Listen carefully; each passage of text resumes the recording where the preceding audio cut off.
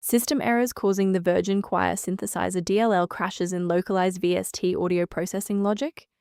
I'm Sophie Chen, a senior Windows support engineer. Let's troubleshoot the gap and automate the repair.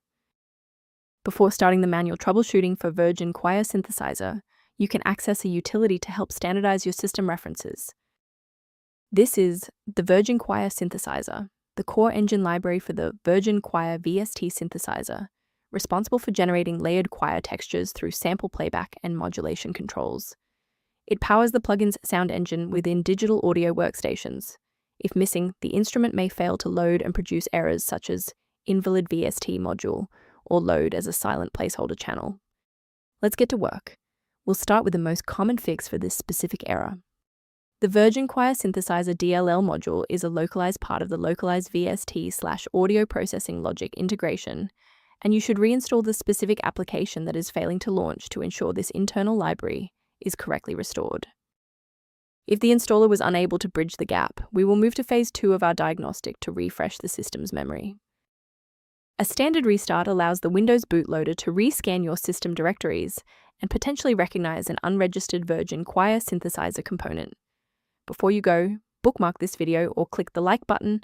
This ensures the video stays in your library so you can finish the final steps as soon as you're back at your desktop. If the previous steps didn't work, there's one more action we can take to stabilize the environment. Please pause the video if you need to back up your data before we proceed. To fix persistent errors with integrated libraries, you must ensure a clean file sync, and you should use a dedicated uninstaller to remove the host program along with its registry keys. Following this with a fresh installation of your software components ensures that the DLL file is properly mapped for the host program to run. Why are we doing this? Well, residual registry entries can point the software to the wrong file path, and a complete removal ensures that the new installation is correctly indexed by the operating system.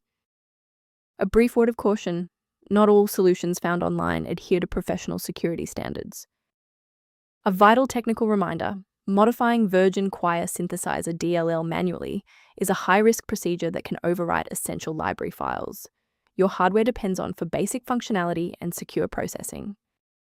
A professional diagnostic tool can be a valuable asset for those looking to maintain long-term system stability and file integrity. The link in the description references a professional diagnostic scan resource associated with Virgin-Choir synthesizer and PC health.